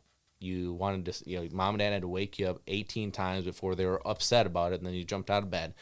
And then you drug into school. But on a field trip day, you'd be up early. On a field trip day, you were excited. On a field trip day, you're like, hey, come on, let's go. Let's get in the car. We're going to be late. That's the difference. And then they fast forwarded back to, if you know that this day is just going to be the same old kick the rock down the road day, go collect my paycheck for being at work from 9 to 5 and go home to the same old thing. Like, I'm not saying you need something new all the time, but I'm saying, like, if you had a purpose, like, you would be jumping out of bed. If you, like, I mean, I think there's a lot of truth that people are like, man, like I don't have time to sleep. Like, I got stuff to do. Like, I'm going somewhere. Like, I want to be there. Like, and you think about, this is kind of an interesting perspective. People that are on the very West Coast, right, which are, 2 or 3 hours behind on the East Coast. You know, like, think about that. Those people have that much more of a jump on the day than you do, right? Like, it's a really interesting thought, and I just think purpose comes behind it. And that's what I thought of, like, that next day sitting in the tree, like, I could not stop thinking about this. Like, the mind is that powerful. The mind is that motivating, that powerful, that if you can hone into, you can tap into it, like you're saying. Like, think about what you're capable of. I promise you, you're more capable than anything that you're doing right now. Anyone listening to this, you're more capable than what you're doing right now, period. End of story. And if that's not proof for it, I don't know what is. Yeah. It's wild. I kind of had a profound moment. I may have talked about this on the podcast while kind of my intro podcast. So whenever I was interning at that company in Dallas, when I first got down there, like, you think about me, I was 130 pounds. I was, 5'11", like, just skin and bones, right? And I go down there, I'm not strong, can't do push-ups, can't do anything. And, like, it had been probably a week or two, and they were kind of, like, just getting me in there. They were smoking me. Like, I was doing all the push-ups, I was doing planks, I was doing all the stuff. You mean like they're pushing you to... Yeah, like working out, basically, like trying to get me to quit. Yep. Essentially, like testing me out. And, like, I was in my head, like, I couldn't do, like, I was giving up, essentially. But, like, I wasn't saying that I quit or anything like that, but I was like, mentally I was giving up, right? So a guy walks me down to the end of the road. He sits me on, like, one of those crossbars at the end of a road or whatever, and he's like, you're just not going to make it. Like, I just don't think you have it. Like, you're quitting mentally or whatever. And I was like, something in me that day, I don't know what it is, it just, like, clicked. And I was like, you're out of your mind. Like, I'm going to do this, And, like, I don't know how to describe that any better than the way I'm doing it right now, but, like, something in me that day, I was like, no, like, F you, I'm going to do this, And then ever since then, like, that was my life-changing moment, and I think about that all the time. And so ever since that day, like, my mindset has been different, but I think it takes a slap in the face sometimes for you to dig deep and really figure out what you got in you. Did you perform better after that? Yeah, it was absolutely Isn't that insane. crazy? Yeah, like, I went out. Because you think physically, right? I just can't physically do it. Yeah, all the excuses you said, right? Like, I'm 130 pounds, can't do push-ups. He's 140 pounds now, he can't do push-ups. Well, let's get outside and bang them out then. But you know what I mean? Like, it's crazy that you're like, hey, here's the switch. And it wasn't a physical limitation, it was a mental. Right. And it's like, I can vividly remember, like, flipping a light switch on, like, I can do this. Like, I think once I figured out that, like, no one cares, no one feels bad for you, like, no one's going to come and, are you okay, Zach? Like, you're struggling. Like, no one cares, and it just changed the way I looked at life, and, like, I had no problems physically on any other task that I did in the Army, I mean, obviously it was hard, but, like, there was that moment just kind of defined my mentality when it comes to stuff like that. And I think it makes you hardened going through hard stuff, like the adversity you hit in life and the road bumps. Like, the people that can just be like, all right, cool, let's move, what's next? Once you can kind of dig into that, you're set. And I wish everyone could have that same experience, because I'm not saying I'm tough or anything like that, but, like, if everyone could just find their why in life, like, their purpose, I guess, be way better off. I actually just went through this exercise with basketball. We had, as you guys know, I had to do 9th grade tryouts. We had 24 kids. I had to cut 10 on Tuesday. 9th grade, so 14, 15 years of age, and I was talking to my wife about it, and kind of mentioned to her, unfortunately we can't keep everybody, but reality is going to set in now for a few of these kids. And what I meant by that is they're going to be told no. So as I had the whole team in the room, I named off all 14, and they went off to another room, and I had the 10 in front of me, and I just said, I hope today is a turning point in your life of you really going after something, because you have now had something taken away from you. And you all have a talent in something. You need to go find that. Unfortunately, it's just not going to be in basketball, at least this year, if they want to come back. But I really told them, I said, I hope you're really mad at me. And I hope you take this as I'm going to go find what I'm good at, and I'm going to go prove myself wrong, or me wrong. And, whether or not they heard that message or not, they have to find something else to do now with their winter, and I hope they go find that. And I just hope that's a huge turning point for them in their lives. So trying to turn it into a positive. Dude, you're firing me up. I'm getting fired up now. How many of those kids do you think take it that way and accept the challenge? The greatest comment I got from a kid years ago, and I used this day, he came up and thanked me. He said, "Thank you, Mr. Schutte, for cutting me 4 years ago, because I became an all-state cross-country runner, and I wouldn't have got that unless you wouldn't have cut me." They don't understand it right there, but in the next few weeks, we provide them opportunities. I said, here are the 4 things you guys can do right now. I think if they have a good support cast at the house, it's going to even be easier for them to understand that. But I just can't send these kids home. I just dash their dreams, and it's just reality. But what are you going to do with it? Guys all have a talent in something. Go after it. So I think a good portion will understand it as the years go on, because I'm in a field where our job is, like, for me, I have a 9th grader who I'm going to maybe see for 4 years. I got 4 years to prepare them for life. My goal is, we want to win games, but I want you to be ready to go in life, and sports can do that. And I hope those kids find that opportunity. And the ones that made it, I also told them, there's no guarantees that you're just going to have this. You're still going to have to work for this. So that's kind of a thing and exercise I go through every year, but it resonates exactly what you were saying. Yeah, and that could be their it could be, and I hope it does. Yeah.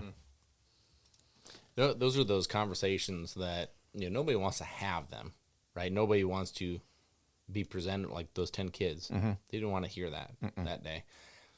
But to me, it's one of those things that where the saying that life is 10% what happens and 90% of how you respond to it. Like how you respond to that can be a huge difference. Like what Michael Jordan got cut from, was it freshman or sophomore year of high school? It's JV, yeah. I think that might have been 10th grade, 9th or 10th, yeah. So if he just took that, accepted it, said, that coach, screw the coach, I'm done, get embarrassed, put his tail between his legs, walk away, we don't have the greatest basketball player to ever live.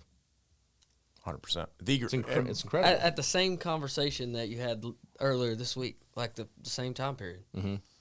That's nuts. Yeah. From a dog standpoint, I think about a dog named Gus, Black Lab.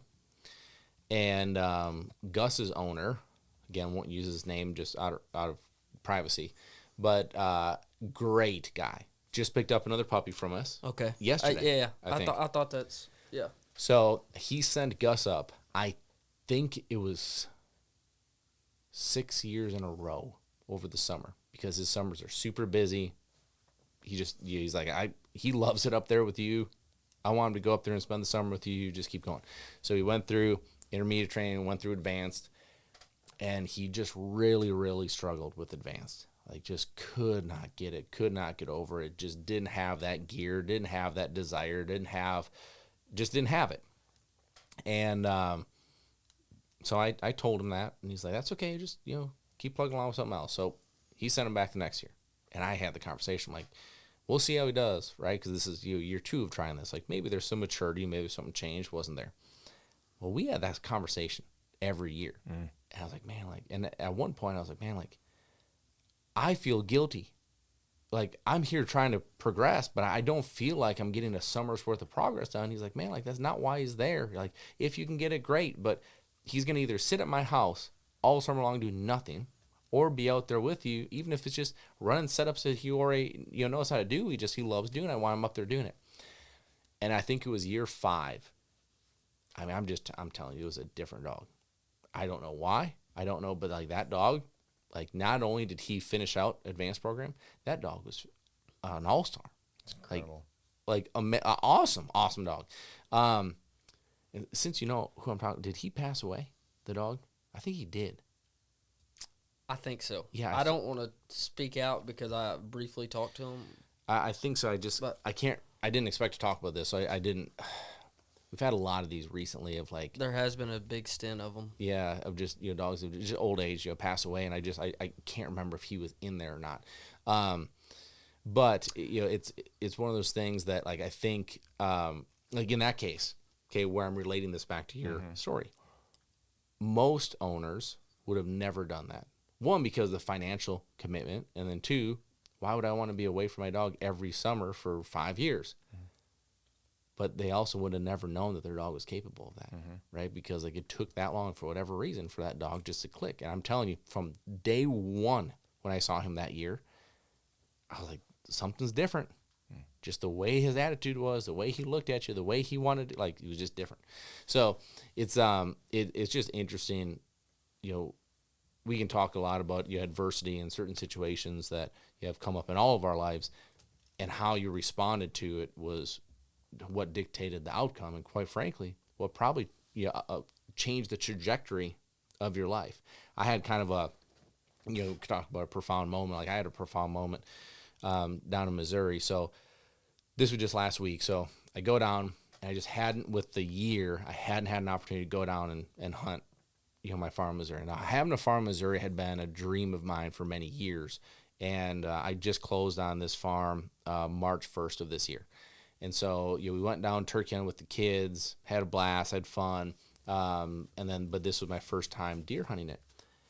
And I think there's a lot of things. So, good friend of ours, Andrew, who you guys both know. Andrew, he's like, basically, like, all last year was like my right-hand guy at the pheasant ranch. Like, dude was awesome, did everything, was grinding, like, he was just a great person. Well, he was setting up a tree stand, not one of my tree stands, thank goodness. And should have been wearing a safety harness and wasn't, and fell 22 feet, broke his leg, broke vertebrae in his back. Like, it's a bad deal. So he's been in the hospital down in St. Louis. He's going to be fine. A few months, like, he's really, really lucky. Could be paralyzed, could be dead, right? Like, really lucky. Anyway, I don't know if it was part of that. I don't know if it was part of, like, I don't know what it was. But my first sit on my farm, I watched the first doe come out, and I don't know why, but it just hit me. It was like, I'm on my own farm. Like, this was something that I've wanted for so long. And what was weird about it is, and I told Whitney this today, I don't, like, my mom has said, like, stuff over the years about this. I've never really thought about this, but it's weird how life works. It's funny how life works, right? So that farm that I was sitting on, that I'd wanted for so long, was about 30 to 40 minutes from the hospital that I was born at, down in Chesterfield. And in that hospital, I lived the first few months of my life in a tube with doctors telling me I wasn't going to make it. So, like, to watch that come all the way full, I don't know why, I'd never thought of it in that moment before, but I'm like, it's just weird to me how your path, like, why did my path bring you all the way back there to have that moment and be like, look where you started and look where you are. Like, I just thought that was awesome. Just kind of It's cool. fun deal. It's cool to sit down and reflect stuff like that. Like, you think about, I mean, even our group right now, how we're all three from different backgrounds, different areas of the world, and we're sitting here doing a podcast. That's right. Because we have all these common goals and the common mindset, and, like, God has pulled us together, or like whatever Totally people agree. believe in. But God, for me, like, brought us all here together, and like, it's funny just to look back at life, and every adversity or every good thing that happened to you has led you right here. Mm-hmm. And, like, I personally know for sure I could go back and say this happened, and, like, maybe you're upset about it then, but, like, if you would have got this, then you wouldn't have had the other thing. And it's cool. Mm-hmm. I'm glad you got to, like, sit down and reflect on some of that good stuff. Yeah, it's a neat thing to be able to have that time. You guys have anything else you want to chat? Is there any? I got a couple. Do you have to get going? Are you good? No, we're okay. good. We're I good. got one dog question. Okay. Is it Sarah Pine? Is that? Or Yeah. Pine. Yeah. So she's in New York, and Yeah, she's just Sarah's great. She's just asking about any tips on getting a dog tougher about cold, because it's It's actually gotten cold in New York. So how do these owners with the dogs work on that? I mean, what do you do? Yeah. Okay. So first off, kind of jokingly, like, Sarah, if you stop babying, her, like that'd go a long way. But actually, in all seriousness, like there's a lot of thought behind dogs that struggle more in that cold. Think about generally speaking, their life. They're living indoors, completely climate controlled. They're laying on a bed. There's it's not preparing them for anything, and then they're going to go out and be in an extreme element in these cold, and we just expect that they're dogs, they can handle it, right? Like, there is something to be said about a dog that spends more time outside, that maybe is in an outdoor kennel run, and how they can adapt to the elements. Like, I'm looking at right now with my horses, like, it's a very defined, and Sarah would appreciate this because Sarah's a big horse girl. So I have my 2 horses that came from Texas.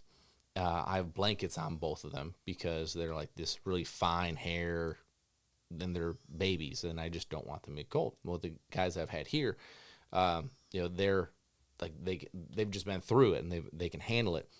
Well, the 2 that I don't have blankets on are like puffed up, and they've got their winter coat on, and they're like totally fine.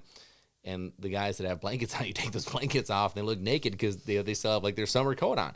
And so there's a prime example of one of these animals have been properly developed to handle the elements, and one hasn't, right? And so which one is going to do better when you throw them out in that extreme cold without the shield of being inside, right? And that's my comparison to having the jacket on, right? It's like you're protecting. Like, I'm telling you, I need to do this, but I need to figure out from a vest standpoint, like, how warm does that actually keep the dog, right? Because all the extremities are still there, right? As far as like the feet and the ears and the tail and everything, like, obviously all that is still very exposed, right? So how much warmer does it? I've not seen a study. Maybe we got to get with Dr. Spoo and do this. That'd be a good one. I've not seen one that says scientifically this is what it is. Now, because there's probably a ton of variables to it. Like, I don't know, but we should look into it because it'd be really neat. Yeah. But yeah, I do think that getting them acclimated, it is a major deal. You ready for a Rob Snell? Oh gosh. So I'm afraid. Well, to know this is what pretty Rob good. said. By the way, this is Facebook Live. We got comments coming in from our members. But Rob Snell, owner of Gun Dog Supply, hunts with Josh as your photographer. But how many times does it take to condition a dog to a command in the duck blind under hunting conditions? Like, if you said, Rob, don't move. When there are ducks coming in, is it 10 times, 100 times? Now these dogs freak out when anyone says my name. It's crazy. Okay, so Rob is, I mean, honest to goodness, one of the absolute best people I know. I mean, he's the energy you want to be around. He's the guy you want to be like. He's just like, I can't say enough good things about Rob. And Rob is so lighthearted that Rob's oftentimes kind of in his own little world, right? Like, now I'm talking about one of the most talented photographers that I've been around. Like, he's just got the eyes, got the talent. But he'll like wait in front of the blind and like take photos of like whether it's people or the dog or like what, and he's like in the decoys, right? And like, and so I kind of started messing with him a couple of years ago, and like he was gonna go do a photo shoot, and he's kind of like, going out in the we're in North Dakota. He's got all of his gear on. He's going out there and he wanted to take a photo. He wanted to go set a duck out, have me send a dog, and so he could get the dog coming. Well, there's nothing in the sky, right? And so I'm like, Rob, get out. And I start calling, and Rob just like lays flat, like right in the decoys, right? Like he lays flat. And like I had to call for 5 minutes, and he just laid there the whole time, like, all right, Rob, you can get up. He starts getting up. I'm like, get out. Gets out again. He's awesome. But so with this, I think it started as, so Rob has always been very particular about, he's always going to be on my side from a safety stand. He knows I'm not going to shoot over him. I'm not going to, take a not unethical, dangerous shot, put him in, because he's in his own little world. He's looking down a lens trying to get photos of whether it's the ducks or whether it's, he can't see what's going on. And so I think at one point I just started saying, like, Rob, don't move. Because he's always moving. He's always changing a lens. He's getting in position. He's always moving. And so I noticed this, I want to say a year or two ago, to where we were having like a kind of just a slow day. And I think I was messing with Rob. And I had Brock in the dog box right next to me. And this is in Arkansas. And he's like, kind of like waiting out, doing something. And I'm like, Rob, don't move. And Brock like, boom, and he like looked up and he's like scanning really hard. And I'm like, oh my gosh, like I've said this enough to where there are birds every time that these dogs, and I did it. So the next one was strike the next day. I was like, Rob, don't move, boom. And like he's right there. And so it's comical at this point, but it is like when I say Rob, don't move, I swear I could be at home right now training. I'd be like, Rob, don't move. And they'd be like, oh, where? Like it's so funny. But yeah, that's what he means by that. And I don't know how many hundreds and hundreds of times I've had to have said that. I mean, I mean, maybe thousands. I don't know. Like it's been a lot, because he and I have been hunting together for, I think 6 years or so. And I bet that over those 6 years, Rob has averaged 40 to 50 days in the field with me a year. Like he's with me a lot. That's awesome. Yeah. And here's a guy, never pulls the trigger, doesn't hunt, just loves photography, loves the dogs, loves the birds. And he'll be the first one up. He'll be the best attitude. He'll be the best energy. He'll be like, he's the guy you want. Like he's, as far as like in your circle, like he's it. The man. One last good one. I have to say it. Derek Munn says, not sure if this is a good question or dumb question or not, but how is Josh handling the first 10 weeks of the Jag season? It's rough. He goes, I hear Eric may be going down for a tryout. That's great. And you're going to a game, right?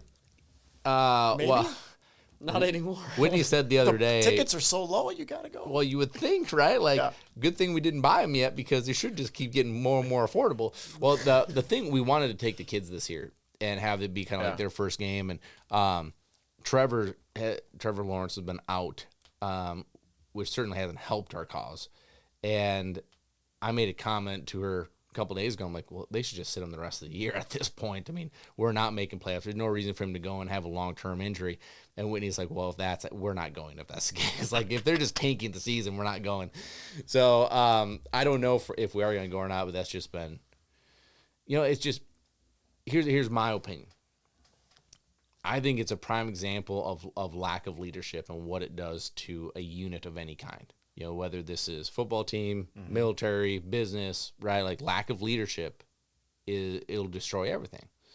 And I just don't feel like they have the talent, they have the players, they're not getting the results, but yet nothing is changing, right? Like there's no coaching changes. There's no, like, even for me, like offense have been so poor, like get a different offensive coordinator. Get a different, like someone else that can go in and lead that. It just like, if Derek gets me down that road, we'll be here for another hour. I know. He asked it. I said I had to ask it, but no, that's it for my end. I thought there was a lot of good stuff today. Mm-hmm.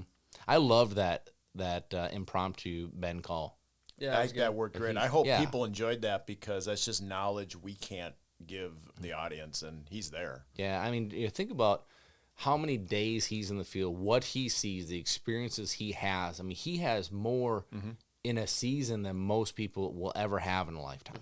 And he's just such a wealth of knowledge, and I think he's such a humble, kind, genuine person. I mean, to be able to take time out of he's got clients up there right now, right? Like I'm sure he would have been taking a nap or doing something today, right? And instead, jumps on here and says, hey, yeah, I'd love to talk about this sometime. We literally call him seconds later. I'm sure he wasn't expecting that, but it was, I think it just shows the person, that you don't want to talk about good people. Like he's another one. Zach and I just talked about that today. So we got to get up there next year. Yep. That's funny. We sure did. We did talk this about morning. Yeah. That's one of those places, like if everyone should try to experience that. Just like everyone should try to experience, the woods in Arkansas. I know if you don't hunt Arkansas, like you may have kind of scoffed at the whole, like, is Arkansas going to change, comment that I made. But I don't know, like, I'm telling you, it's weird. It's one of those things, like, do you look back, like, to me, I always say this, but, like, you wish that you knew you were in the good old days before they were in the good old days. Like, are we experiencing some of that right now? Are we experiencing southern Missouri? Are we experiencing Arkansas? Are we experiencing, like, are things just changing so much that, like, where does it go from? Like, maybe not, right? Maybe we look back on this 10 years from now and be like, oh, we were way off, right? Yeah. But we also may not be. I think it's a really interesting topic. But all right, well, thanks guys for spending the time and contributing to our little discussion here. And I think this was great. And hopefully everyone, no matter where you are, if you're finishing or just starting your season, hope you guys are having a enjoyable and safe season. And we will come back with you guys here shortly and have another chat. So hope you guys have a fantastic day and a fantastic rest of your week, and we'll talk to you soon. Thanks for listening. Be sure to follow us on Facebook and Instagram, leave us a review on iTunes, and a special thank you to Eukanuba, because without them, we couldn't do what we do here, bringing this information to you.